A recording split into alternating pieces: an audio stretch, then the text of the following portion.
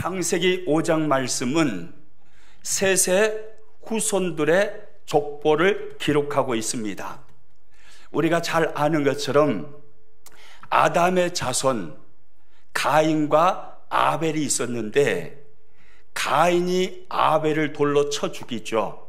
그러자 하나님께서 아벨을 대신하여 하나님의 사람 셋을 보내주십니다. 그래서 창세기 5장 셋의 후손의 족보는요, 하나님의 사람들의 족보라고도 말할 수가 있을 것입니다. 이 창세기 5장에 셋의 후손으로 등장하는 사람들을 성경이 소개하는 그 구조를 보면요, 일반적으로 그렇게 되어 있습니다. 아무개는 몇 세에 아무개를 낳고 아무개를 낳은 후 몇 년을 지내며 자녀를 낳다가 그는 몇 세를 살고 죽었더라. 이것이 일반적인 창세기 5장의 셋의 후손 한 사람 한 사람을 소개할 때 보여주는 그런 구조입니다. 그런데 이 일반적인 창세기 5장의 구조를 깨버리고 유독 한 사람만은 전혀 새로운 구조를 가지고 성경이 그 사람을 소개하는 곳을 볼 수 있는데 그 곳이 바로 오늘 우리가 읽은 본문 말씀입니다. 유독 에녹에 대해서는 일반적인 구조를 깨뜨려버리고 전혀 새로운 구조로 에녹을 성경이 소개하고 있더라 이 말이에요. 오늘 본문 21절에서 23절까지 말씀을 같이 읽습니다.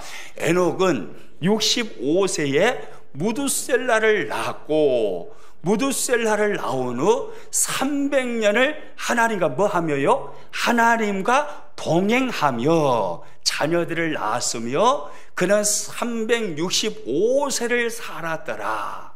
300년 동안 하나님과 동행했던 사람, 365세를 살았던 사람, 죽음을 말하지 않습니다. 지내는 인생을 살았다라고 말하지 않습니다. 하나님과 동행하는 삶을 살았다라고 말합니다. 그리고 이어지는 24절에 가서 보면 에녹은 죽음을 보지 아니하고 하나님께로부터 데려가심을 받았다라고 성경이 말씀하죠. 24절 말씀 같이 읽습니다. 에녹이 하나님과 동행하더니 하나님이 그를 데려가심으로 세상에 있지 아니하였더라. 하나님과 동행하더니, 여러분 차이점이 뭔지 아시겠죠? 에녹을 뺀 창세기 5장에 등장하는 셋의 후손들을 소개하는 구조는 아무개는 몇 세에 아무개를 낳았고 아무개를 낳은 후 몇 년을 지내며 자녀를 낳다가 그는 몇 세를 살고 죽었더라. 이게 일반적인 구조예요. 그런데 에녹에 와서는 이 구조를 깨뜨려 버리고 하나님과 동행하였다라는 그 말을 2번 반복을 합니다. 그러니까 창세기 5장에 나오는 셋의 후손들 대부분의 사람들은 지내며의 인생을 산 것입니다. 그런데 유독 한 사람, 에녹만큼은 지내며가 아니라 하나님과 동행하며의 인생을 살았다는 것입니다. 뭔 말인지 이해가 되시죠? 모두 다 그럭저럭 하나님의 사람으로 부르심을 받았지만 무미하게 무미건조하게 지내며의 인생을 삽니다. 그런데 유독 에녹이라는 한 사람은 지내며의 인생이 아니라 하나님과 동행하면서 하나님의 영광을 위한 삶, 하나님의 뜻을 이루는 삶, 하나님의 기쁘심이 되어지는 삶을 살았다 이 말입니다. 여러분 오늘 이 시대도 마찬가지입니다. 저와 여러분들을 포함하여서 수많은 사람들이 하나님의 사람으로 부르심을 받아서 크리스찬의 이름으로 이 땅을 살아갑니다. 많은 사람들은 에녹 이외에 셋의 다른 후손들처럼 지네미어의 삶을 살 수 있습니다. 분명히 크리스찬으로 부르심을 받았지만 몸이 건조한 삶, 열정이 식어버린 삶, 예수님 믿는 사람의 열매가 잘 보이지 않는 삶, 그럭저럭 지네미어의 삶을 살 수 있다 이 말입니다. 그러나 또 어떤 사람은 에녹처럼 하나님과 동행하는 삶, 하나님을 의식하고 하나님의 영광을 위하여, 하나님의 뜻을 위하여, 하나님의 기쁘심을 위하여 몸부림치는 열정의 삶을 살아가는 삶, 불꽃이 되어 살아가는 삶, 그 삶을 살아가는 사람도 있다 이 말입니다. 저와 여러분은 어떤 사람입니까?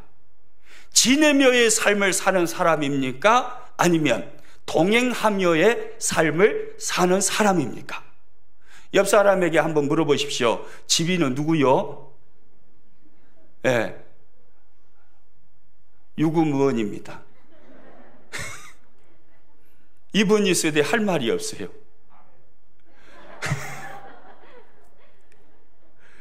우리 조집사님은 솔직해서 좋아요. 저는요, 우리 평안의 식구들 모두가요, 지내며가 아니라 동행하며의 삶을 살아갈 수 있기를 축복합니다. 그럭저럭 지내며 크리스찬으로 부르심을 받았지만 몸이 건조한 삶, 열매가 없는 삶, 세상과 별 차이가 없는, 구별이 없는 삶, 이런 지내며의 삶을 살아가는 사람들이 아니라 하나님과 동행하는 삶을 살아가는 사람들, 이 힘겨운 영적 상태의 세상에서도 지독하게 하나님의 자존심을 세워드리며 하나님의 영광을 위하여, 하나님의 기쁘심을 위하여 불꽃이 되어 살아가는 삶, 그 삶을 살아가는, 에녹처럼 동행하는 삶을 살아가는 사람들이 될 수 있기를 축복합니다. 여러분, 그러면 에녹은 언제부터 하나님과 동행하는 삶을 살았을까요? 오늘 보면 22절을 보면 이렇게 성경이 말씀합니다. 같이 읽습니다. 무두셀라를 낳은 후 300년을 하나님과 동행하며 자녀들을 낳았으며, 무두셀라를 낳기 전에는 똑같았어요. 지네며의 삶을 산 것입니다. 다른 사람들과 똑같아요. 몸이 건조한 삶, 두드러지지 않는 삶, 지네며의 삶을 살았습니다. 그런데 무두셀라를 낳은 후 놀라운 대전환점이 이 에녹에게 찾아온 것입니다. 무두셀라를 낳은 시점이 에녹의 인생의 터닝포인트가 된 것입니다. 그래서 무두셀라를 낳은 그 시점을 기준으로 해서 그 이전과 그 이후가 전혀 달라져 버린 180도 다른 삶을 에녹이 살았다 이 말이죠. 그러면 무두셀라를 에녹은 몇 세에 낳았을까요? 21절 말씀 같이 있습니다. 에녹은 65세에 무두셀라를 낳았고, 그러니까 보십시오, 65년 동안 별 의미 없는 인생을 산 것입니다. 오늘 여기서 예배하시는 분들 중에 65세 이하 되신 분들 한번 다 손들어 보세요. 예, 허블나게 많구만요. 여러분들은 훨씬 더 에녹보다 더 소망이 있는 분들인 줄로 믿으시기 바랍니다. 65세 이상 되셨다고 해서 절망하지 마세요. 65세가 넘었을지라도 에녹보다 더 위대하게 인생을 살 수가 있습니다. 에녹은 65세에 무두셀라를 낳은 후에 그의 인생이 바뀌었습니다. 대전환점이 일어났습니다. 인생의 터닝포인트가 일어났습니다. 여러분, 그러면 왜 그런 궁금증이 들잖아요. 왜 에녹은 무두셀라를 낳은 후에 인생의 터닝포인트를 맞이해서 180도 다른 삶을 살았을까? 그 이유가 무엇이었을까? 라는 궁금증이 들잖아요. 성경은 정확하게요, 에녹이 어떤 이유로 계기로 인해서 그가 180도 다른 하나님과 동행하는 삶을 살았다라는 것을 성경이 말씀해 주지 않습니다. 그러나 우리가 에녹이 아들을 낳고 이름을 무두셀라라는 이름으로 지었던 이것을 보면 에녹이 어떤 이유로 인해서 전혀 다른 하나님과 동행하는 삶을 살았는가를 짐작할 수가 있습니다. 왜냐하면 이 무두셀라라는 이 이름에는요, 하나님의 심판이 담겨져 있는 이름이거든요. 이 무두셀라는요, 합성어로 되어 있는 단어입니다. 무투, 죽다라는 의미의 무투와 그리고 보내다라는 의미의 쉘라흐라는 이 단어가 합성돼서 무두셀라가 된 것입니다. 합성된 두 단어를 합치면 이런 의미가 되는 거예요. 빨간 글씨 한번 같이 읽습니다. 시작. 그 아이가 죽으면 심판을 보내겠다. 그러니까 무두셀라라는 이 이름의 의미는요, 무두셀라가 죽으면 하나님의 심판이 온다, 무두셀라가 죽으면 하나님께서 심판을 보내신다라고 말씀하신 그 의미를 가지고 있는 것입니다. 이 무두셀라라는 이 단어의 의미를 생각해 볼 때 우리는 짐작할 수가 있죠. 성경에는 나와 있지 않지만 아마도 하나님은 에녹에게 환상 가운데 찾아오신 것 같습니다. 그리고 말씀하신 것 같습니다. 세상을 보니 심히 타락했구나. 내가 세상을 지었음을 한탄한다. 내가 세상을 심판하기를 원한다. 그러나 에녹아, 하나 징조를 주겠다. 그것은 내가 너에게 아들을 줄 것인데 그 아들이 죽는 그 해에 내가 세상을 심판하겠다. 이런 말씀을 분명히 하나님은 에녹에게 찾아오셔서 하신 것 같습니다. 그러니까 그 말씀을 듣고 이 아이가 죽는 때에 하나님이 심판하신다, 이 의미를 가지고 무두셀라라고 이름을 지은 것입니다. 그러니까요, 무두셀라라는 이 이름에는요, 하나님의 심판에 대한 의미가 담겨져 있는 것입니다. 에녹은요, 하나님의 심판을 의식하기를 시작한 거예요. 무두셀라를 낳기 전에는, 65세 이전에는 하나님의 심판을 의식하지를 못하고 그냥 살아갑니다. 그런데 무두셀라를 잉태할 때 하나님께서 말씀하시고 무두셀라 아들을 낳고 이름을 지어주면서 하나님의 심판을 의식하기를 시작하는 거예요. 하나님의 심판을 의식하기를 시작할 때 에녹은 전혀 다른 삶을 살아가기를 시작하게 된 것입니다. 여러분, 놀라운 것은요, 성경을 보면 무두셀라가 죽는 해에 노아의 홍수가 일어났음이 명확하게 계산해 보면 나옵니다. 무두셀라는요, 노아의 할아버지예요. 친할아버지예요. 아담의 7대 손이, 에녹은요, 아담의 7대 손이고, 그리고, 그 노아의 친할아버지입니다. 이게 이제 에녹인데, 에녹의 자녀가 무두셀라잖아요. 이 무두셀라를 이제 에녹이 낳는데, 이 무두셀라가 라멕을 낳을 때 나이가 187세였습니다. 무두셀라가 노아의 아버지 라멕을 낳을 때가 187세입니다.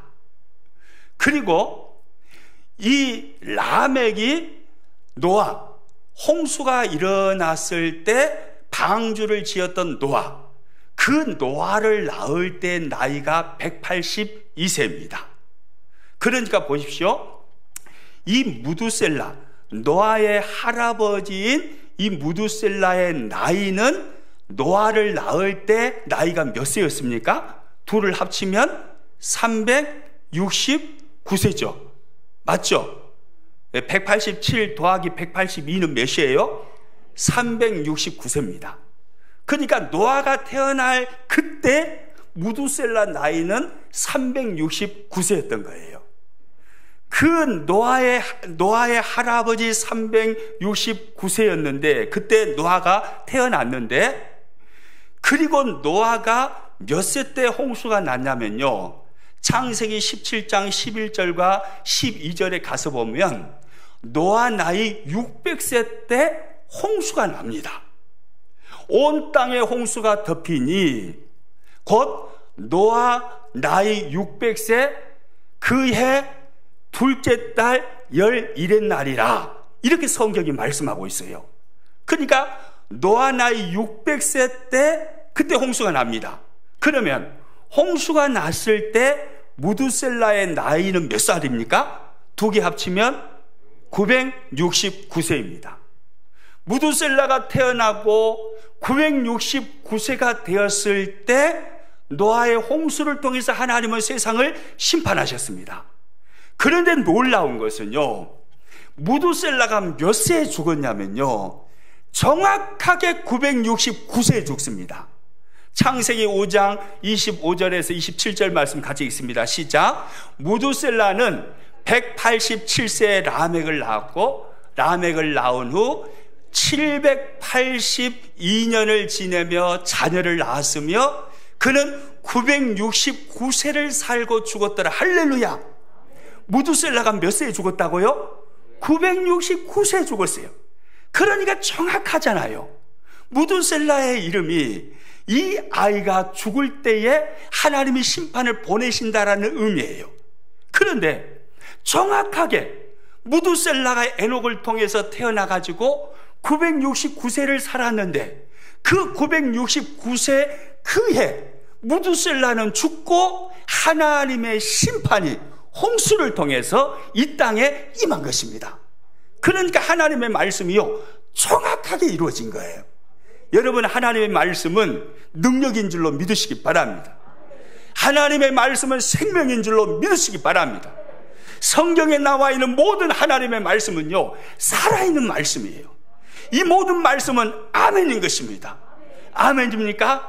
하나님은 말씀하신 대로 일하시고 역사하시고 이루시는, 성취하시는 하나님이심을 믿으시기 바랍니다. 에녹은요, 환상을 통해서 하나님의 음성을 들은 것입니다. 에녹아, 세상이 부패했다, 타락했다. 내가 세상을 지었음을 한탄한다.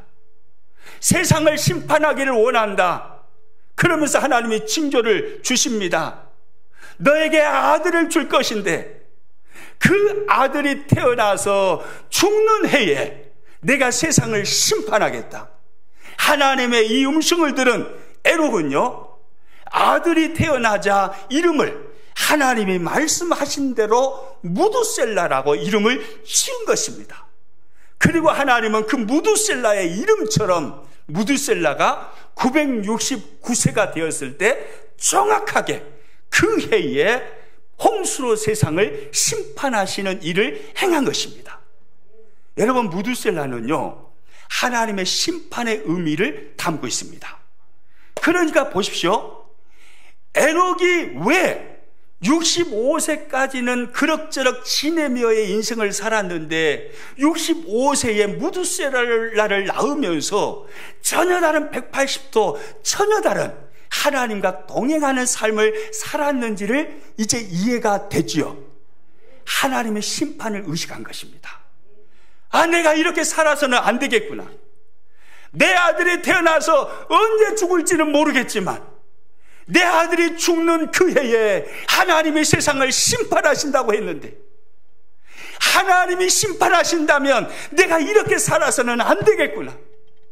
내가 그럭저럭 지내며 인생을 살아서는 큰일 나겠구나.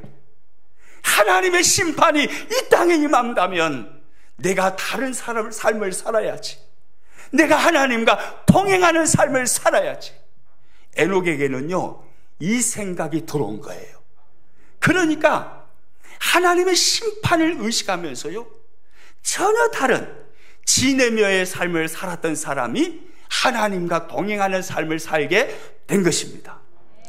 여러분, 사람은요, 자신의 끝이, 자신의 마지막이 있음을 인식하며 살고 하나님의 심판을 의식하면서 살면요, 자신의 인생을 함부로 살지 못합니다. 그러지 않습니까? 얼마 전에도, 며칠 전에도 광주에서 다 아시잖아요. 건물을 철거하고 있는 중에 5층짜리 건물이 그냥 넘어져가지고, 무너져가지고 버스 안에 있던 9사람이 그 자리에서 죽었잖아요. 그런 뉴스를 접하면서도 우리는 생각하는 거예요. 남의 일로. 이런 일은 저 사람들에게 일어나는 일이지 나에게 일어나는 일은 아니라고 생각하는 것입니다. 여러분, 중환자실 가보세요. 수많은 사람들이 산소호흡기를 끼고 있습니다. 그리고 죽음을 향해서 나아가고 있습니다. 그것을 보면서도 우리는 이 일은 내 일이라고 별로 생각하지 않습니다. 죽음은 별로 나하고 상관없다라고 생각하는 거예요. 그리고 하나님의 심판에 대해서 의식을 하지 않습니다. 그러니까 분명히 하나님의 사람으로 부르심을 받았음에도 불구하고, 크리스찬으로 이 땅을 살아감에도 불구하고 그럭저럭 사는 것입니다. 세상과 구별되지 아니한 채 열매 없이 몸이 건조하게 그런 인생을 살아가는 거죠. 하나님의 심판을 의식하기를 시작하고 나의 끝이 있다는 것을 인식하기를 시작할 때 우리는 전혀 다른 삶을 살아가게 될 것입니다. 여러분, 히브리서 9장 27절은요, 성경은 이렇게 우리들에게 말씀합니다. 같이 읽습니다. 한 번 죽는 것은 사람에게 정해진 것이요, 그 후에는 심판이 있으리니. 할렐루야. 여러분, 이 말씀이 충격으로 오늘 이 시간에 저와 여러분에게 다가오시기를 축복합니다. 한 번 죽는 것은 사람에게 정해진 일입니다. 그 후에는 심판이 있는 것입니다. 저와 여러분 중에 끝을 보지 않는 사람은 아무도 없습니다. 우리의 생명의 끝이 있습니다. 우리의 인기에도 끝이 있습니다. 우리의 영화에도 끝이 있습니다. 우리의 사업에도 끝이 있는 것입니다. 건강에도 끝이 있는 것입니다. 여러분, 한 번 죽는 것은요, 사람에게 정해진 일이에요. 그 이후에는 뭐가 있다고요? 심판이 있다고요. 하나님의 심판이 있는 거예요. 우리는 이것을 의식하고 살아야 되는 것입니다. 죽는다고 끝나는 게 아니에요. 너가 하나님의 사람으로 보내심을 받았는데 세상을 살아가면서 어떻게 살았느냐? 너가 정말로 믿음으로 살았느냐? 네가 진짜 올곧게 살았느냐? 거짓없이 진실하게 너가 그렇게 살았느냐? 하나님은 정확하게 저울질 아십니다. 우리가 이 땅을 살아가는 모든 말과 모든 생활과 모든 우리의 삶을 하나님은 정확하게 지켜보신 하나님이에요. 아멘이십니까? 그것을 따라서 하나님은 상을 주십니다. 심판을 하시는데 예수님을 믿지 않는 자에게는 지옥 심판이 기다리고 있어요. 예수님을 믿는 사람에게는 어떤 심판입니까? 상급 심판입니다. 우리에게 심판이 없는 게 아니에요. 하나님의 사람으로 보내심을 받아서 이 땅에서 어떻게 살았느냐, 정말 주와 복음을 위해서 하나님과 동행하면서 어떻게 살았느냐, 그것에 따라서 하나님은 정확하게 심판을 하시는 하나님이신 거예요. 여러분, 우리는 이것을 의식해야 됩니다. 에녹은요, 하나님의 심판이 의식되기가 시작될 때 에녹의 삶은요, 바뀌어지기를 시작했습니다. 그에게 터닝 포인트가 일어나기를 시작했습니다. 저와 여러분에게 이 은혜가 있기를 축복합니다. 히브리서 9장 27절 이 말씀이 오늘 이 시간에 저와 여러분에게 충격으로 다가오기를 축복합니다. 다 죽어도 나는 산다, 천만의 말씀이요. 5층짜리 건물이 무너져서 죽는 사람이 있어도 나는 상관없다, 천만의 말씀이요. 언제 죽을지 모르는 겁니다. 언제 내 인생의 끝이 올지 모르는 겁니다. 그 끝이 오면요, 정확하게 하나님은 심판하십니다. 여러분, 하나님의 심판 앞에서 지금 이 시간에 하나님이 부르신다면 자신만만한 사람 있습니까? 내가 이 땅에서 정말 에녹처럼 동행하는 삶을 살아왔기 때문에 나에게 이 시간에 생명이 다하여진다 하여도 나는 그 나라에 가서 엄청난 상급을 받을 자신이 있다. 여러분, 그렇게 생각하는 사람 있으면 손 한번 들어보세요. 아무도 없잖아요. 아무도 없잖아요. 여러분, 우리는요, 하나님의 심판을 의식하며 살아야 되는 거예요. 여러분, 하나님은요, 에녹에게만 인생의 전환점, 터닝 포인트를 요구하시는 게 아니에요. 오늘 이 시대를 살아가는 저와 여러분에게도 터닝 포인트를 하나님은 요구하고 계심을 믿으시길 바랍니다. 우리 인생에도 이런 일이 일어나기를 원하는 거예요. 그래, 내가 영원히 사는 게 아니야. 나에게도 죽음은 반드시 찾아온다. 그런데 그 이후에 심판이 있어. 내가 이렇게 살아서는 되겠는가? 내가 65년을 지내며의 인생, 예수님을 믿는다고 하면서도 전혀 예수님 믿는 표시가 드러나지 않는 인생, 거짓말 많이 하고 내 마음대로 말하고 내 마음대로 말 만들어내고 내 마음대로 욕하고 내 마음대로 거짓된 행동하고 그렇게 살았던 삶을 살았지만 이제는 이렇게 살아서는 안 되지.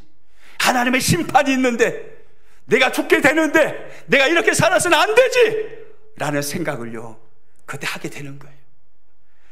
여러분, 히브리서 9장 27절 이 말씀이요, 저와 여러분에게 충격으로 다가오기를 축복합니다. 저와 여러분 영원히 살지 않습니다. 아멘입니까? 착각하지 마세요. 영원히 사는 거 아니에요. 언제 내 인생이 끝날지 모르는 거예요. 언제 하나님의 심판의 자리에 서게 될지 아무도 모르는 거예요. 오늘 저녁일 수도 있습니다. 내일일 수도 있습니다. 제가 여러분보다 더 먼저 하나님의 심판의 자리에 설 수도 있습니다. 여러분, 자신만만하지 마세요. 직분 가지고 자신만만하지 마세요. 목사라는 직분이니까 하나님이 상급 많이 주실 거다. 천만의 말씀이요. 장로라는 직분을 가지고 있으니까 나는 괜찮다. 권사라는 직분을 가지고 있으니까 나는 괜찮다. 착각하지 마세요. 여러분, 그것은요, 하나님께서 이 땅을 살아가면서 우리들에게 맡겨준 역할일 뿐이에요. 하나님 앞에 우리 모두는요, 성도로 사는 것입니다. 하나님의 백성으로 사는 거예요. 저도 성도고 여러분도 성도예요. 직분은 역할일 뿐이에요. 그것 가지고요, 하나님 앞에 큰 상급을 받을 것이라고 착각하지 마세요. 그 직분 의지하다가 지옥 갈 수 있습니다. 그 직분 의지하다가 개털 모자 쓸 수 있어요. 착각해서는 안 되는 거예요. 여러분, 지내며 인생을 살면 되겠습니까? 하나님과 동행하는 인생을 사시기를 축복합니다. 에녹처럼 모든 사람이 다 지내며 인생을 살지라도, 에녹처럼 나는 고집스럽게 하나님 바라보고 하나님의 영광을 위해서, 하나님의 뜻을 이루는 삶을 위해서, 하나님을 기쁘시게 해드리기 위해서, 내가 하나님의 자존심을 지켜드리기 위해서, 나는 세상 사람들이 다 지내며의 삶을 살지라도, 평안교회 모든 식구들이 다 지내며 인생을 살지라도, 나는 에녹처럼 하나님과 동행하는 인생을 살아야지. 여러분, 이렇게 마음에 결단하시기를 축복합니다. 할렐루야. 그래서 히브리서 9장 27절을 바라보면서요, 여러분의 삶의 대인생의 전환점이 일어나기를 축복합니다. 터닝 포인트가 일어나기를 축복합니다. 그래서 지내며의 인생이 아니라 하나님과 동행하는 인생이 되어지시기를 축복합니다. 히브리서 9장 27절 말씀이 충격으로 다가오시기를 축복합니다. 한 번 죽는 것은 사람에게 정해진 것이요, 그 후에는 심판이 있으리니, 이 말씀이 충격으로 다가오시기를 축복합니다.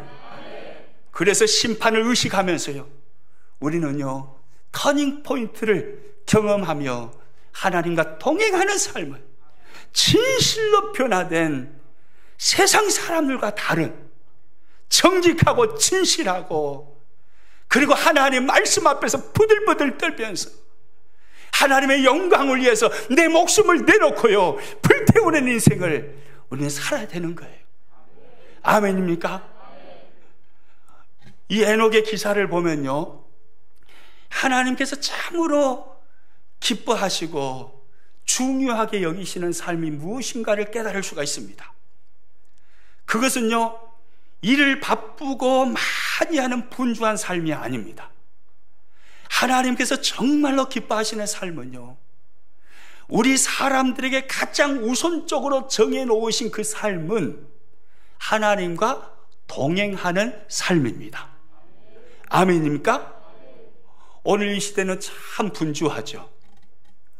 분주하지 않으면 괜히 이상해요. 괜히 백수 같은 생각이 들고 사람들이 하도 바쁘게 사니까 분주하지 않으면 오히려 이상한 시대, 그 시대를 우리는 살고 있습니다. 그렇다고 분주한 삶을 살고 있다고 해서 그 사람의 인생을 잘 사는 것인가? 여러분, 그것은 아닌 거예요. 미국 기독학생회인 IVF의 이사와 메링턴 칼리지의 총장을 역임한 찰스 험멜이 쓴 늘 급한 일로 쫓기는 삶이라는 이 소책자가 있습니다. 늘 급한 일로 쫓기는 삶. 이 소책자에서요, 찰스 험멜은요, 그런 말을 합니다. 우리 사람에게 하루에 24시간이 아니라 30시간이 있어도 밀린 일들을 다 하지 못할 것이다. 폭군이 사람을 죽이는 것처럼 우리에게 찾아오는 급한 일들이 우리 영혼을 죽인다. 그러므로 사람은 급한 일부터 처리하는 게 아니라 우선순위를 정해서 중요한 일부터 해야 한다. 이렇게 찰스 험멜은요, 이 책에서 말을 합니다. 스티븐 코비라는 그 세계적인 베스트셀러 작가를 여러분 잘 아실 겁니다. 이 스티븐 코비가 성공하는 사람들의 7가지 습관이라는 책을 썼죠.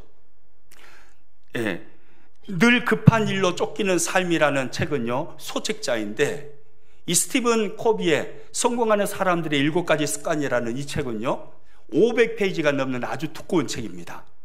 그런데 내용은 간단합니다. 스티븐 코비가 30년, 40년 동안 사람들을 연구했습니다. 사업가들을 연구하고요, 학자들을 연구하고요, 예술인들을 연구하고요, 체육인들을 연구하고 각계각층의 사람들을 30년, 40년 동안 연구를 해봤습니다. 그랬더니 답이 나오더라는 거예요. 내용은 간단해요, 이 책에. 그게 뭐냐면 성공하는 사람들의 특징을 보니까 그 사람들은 급한 일부터 하는 사람이 아니었고 우선순위를 정해서 우선순위를 따라서 삶을 살아갔던 사람들이었다. 이것이 스티븐 코비가 이 두꺼운 책에서 하고자 하는 말이었습니다. 여러분, 그렇습니다. 그런 말이 있죠. 길은 많다. 그러나 그 많은 길은 다 가보기에는 인생이 너무 짧다. 길은 많다. 그러나 그 많은 길을 다 가보기에는 인생이 너무 짧다. 이런 맞는 말이잖아요. 우리가 인생을 살아가면서요, 많은 길을 만납니다. 그러나 그 길을 다 가보기에는요, 인생이 너무 짧은 거예요. 하나님은요, 우리에게 일어나는 모든 일들을, 모든 길들을 다 가보라고 우리를 이 땅에 보내신 것이 아닙니다. 모든 길을 다 가도록 우리를 보내신 게 아니라 중요한 일을 찾아서 중요한 길을 가라고 하나님께서 우리를 이 땅에 보내신 것입니다. 여러분, 그러면 우리가 인생을 살아가는 중에 가장 중요한 일이 뭘까요? 예수님을 믿는 크리스찬으로서 가장 중요한 일이 무엇이라고 생각하십니까? 그것은요, 하나님과 동행하는 삶입니다. 이것이 가장 중요한 일이에요. 마가복음 13장 13절에서 15절까지 말씀을 같이 읽습니다. 시작. 또 산에 오르사 자기가 원하는 자들을 부르시니 나아온지라. 이에 12를 세우셨으니 이는 자기와 함께 있게 하시고 또 보내사 전도도 하며 귀신을 내쫓는 권능도 가지게 하려 하심이러라. 여러분, 예수님께서 12제자를 택하시고 세우신 이유를 마가복음 3장 13절 이하에서 분명히 성경은 말씀합니다. 여러분, 첫 번째 이유가 뭡니까? 왜 예수님은 제자들 12사람을 선택하셔서 세우셨을까요? 우리들 대부분은요, 예수님께서 일을 시키시려고, 귀신을 쫓아내고 전도하는 일을 맡기시려고 제자들을 세우셨습니다 라고 생각을 할 것입니다. 그런데요, 그것은 첫 번째 이유가 아닙니다. 성경은 분명히 말하죠. 따라서 합니다. 자기와 함께 있게 하시고, 다시 한번요, 자기와 함께 있게 하시고. 이것이 첫 번째 목적입니다. 예수님께서 제자들을 세우신 첫 번째 목적은요, 자기와 함께 있게 하시고 주님과 사귐을 갖기를 원하신다, 이 말이에요. 주님 발 앞에 앉아서 일을 하기 전에 주님 발 앞에 앉아서 주님과 사귀고 주님과 교제하고 주님과 동행하는 삶을 살아가기를 주님은 원하셨다, 이 말입니다. 그래서 제자들을 세우신 겁니다.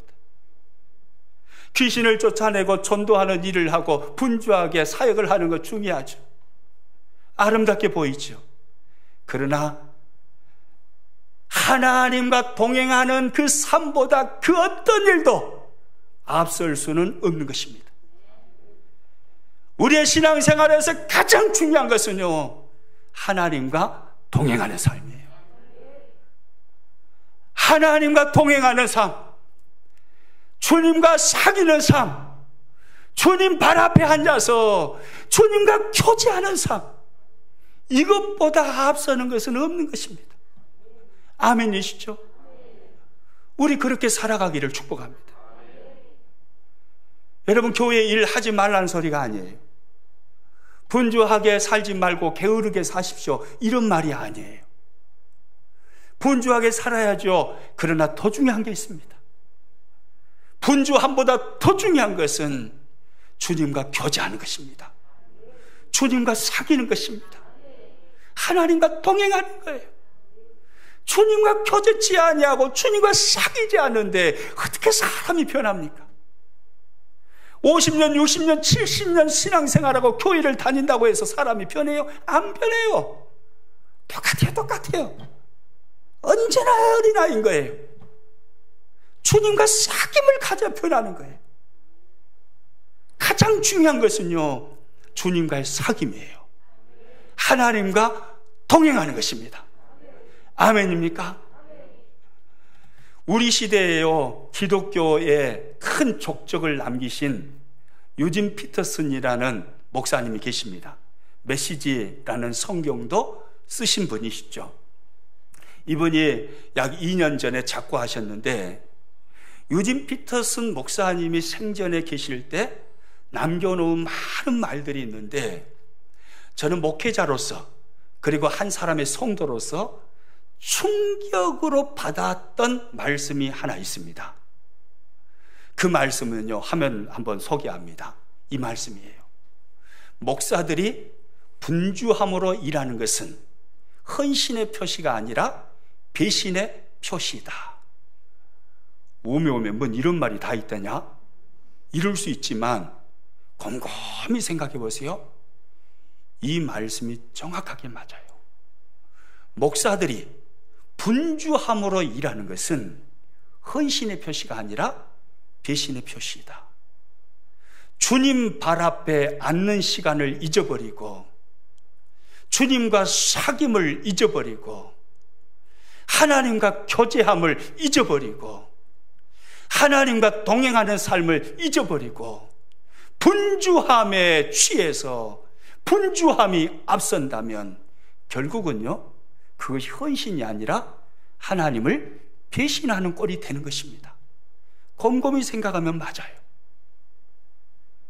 여러분, 우리 모든 성도의 삶이 마찬가지입니다. 분주함 중요하죠. 헌신의 삶 중요하죠. 그러나 더 중요한 것은요, 하나님과 사귀는 것입니다. 하나님과 교제하는 거예요. 주님 발 앞에 앉는 것입니다. 그래서 주님과 동행하는 삶을 사는 것입니다. 이것보다 소중한 것 없어요. 이 삶을 살아야 내가 어떻게 살면 하나님의 영광을 위해 살 수 있는가 생각할 수 있게 되는 거예요. 주님의 발 앞에 앉아봐야 하나님이 기뻐하시는 삶이 무엇인가를 알게 되는 거예요. 주님 발 앞에 앉아봐야 내 인생을 어떻게 살 때 하나님이 기뻐하시는지 깨닫게 되는 거예요. 여러분, 주님 발 앞에 앉아야 됩니다. 이것보다 앞서는 게 없어요. 분주한 삶을 살다가요, 목사님, 저는 너무 삶이 분주해서 기도할 시간이 없어요. 목사님, 저는 너무 바빠서 예배할 시간이 없어요. 일하느라고 바쁘고, 회사 다니느라고 바쁘고, 사업하느라고 바쁘고, 농사하느라고 바쁘고, 저는 너무 바빠서 예배할 시간이 없어요. 저는 너무 바빠서 성경 볼 시간이 없습니다. 성경 읽을 시간이 없어요. 너무 분주해요. 저는 너무 바빠서 그런 일을 할 시간이 없습니다. 여러분, 이렇게 생각하고 말하는 사람들 신앙생활 잘하는 걸까요? 아니에요. 미안합니다. 창세기 5장의 에녹이 아닙니다. 그런 삶을 사는 사람은 지네며의 삶을 사는 사람이에요. 에녹은요, 대단한 사람이 아니에요. 에녹의 족적을 봐보세요. 에녹이 뭐 엄청난 일을 했다, 성경이 그렇게 나와 있습니까? 아니에요. 에녹은 모세처럼 탁월한 지도력을 가진 사람도 아니고, 엘리야처럼 하늘에서 불이 떨어지게 하는 능력을 가진 사람도 아니고, 삼손처럼 힘센 사람도 아니에요. 에녹은 지극히 평범한 사람이에요. 보통 사람이에요. 그런데 그가 하나님을 가장 기쁘시게 해드렸어요. 무엇으로요? 하나님과 동행하는 삶으로요. 주님과 교제하는 것입니다. 주님과 사귀는 것입니다. 그래서 하나님이 기뻐하시는 삶을 살아가는 것입니다. 하나님과 동행하는 거예요. 그 에녹이 하나님을 가장 기쁘시게 해드린 것입니다. 오늘 이 시대, 분주한 시대를 살아가는 저와 여러분, 가장 중요한 것은요, 하나님과의 동행입니다. 내가 너무 분주해서 기도할 시간이 없어요. 너무 분주해서 예배할 시간이 없어요. 주일도 예배 못합니다. 일하러 나가야 됩니다. 사업하러 나가야 됩니다. 정신머리가 다 썩었어요. 신앙생활 그따위로 해가지고 무슨 천국에 가기나 하겠어요? 천국에 가더라도 깃털모자 쓰지 무슨 상급을 받겠어요? 나는 너무 바빠서 성경 읽을 시간이 없어요. 그러니까 항상 그 모양이죠. 예수님 30년 40년 믿어도 언니나 똑같은 모습, 변함이 없는 모습. 직분은 시간이 지나서 장로가 되고 목사가 되었어도 똑같아요. 똑같아. 하는 거 보면 똑같아요. 왜 그래요? 주님 발 앞에 앉지 않는 거예요. 주님과 사귀지 않는 거예요. 바쁘다는 핑계로 주님과 사귀는 것을 멀리하는 거예요. 우선순위가 틀려버린 거예요. 그러니까 형편없는 그리스도인이 되는 것입니다. 세상 사람들에게 손가락질 당하는 교회가 그러니까 되는 거예요. 여러분, 우리는요, 우선순위를 바꿔야 됩니다. 주님 발 앞에 서는 것을 가장 소중히 여기시기를 축복합니다. 예배를 목숨처럼 소중히 여기시기를 축복합니다. 할렐루야. 예배 시간 앉아있다고 해서 다 되는 거 아니에요. 아벨처럼요, 믿음을 다하고 정성을 다해서 내 목숨을 다해서 오늘 이 시간 예배가 내 인생의 마지막 드리는 예배인 것처럼요, 생각을 삼천포로 보내지 말고요, 집중해서 하나님 앞에 집중해서 예배를 해야 되는 거예요. 그렇게 한 시간 예배하면 사람이 달라집니다. 아멘입니까?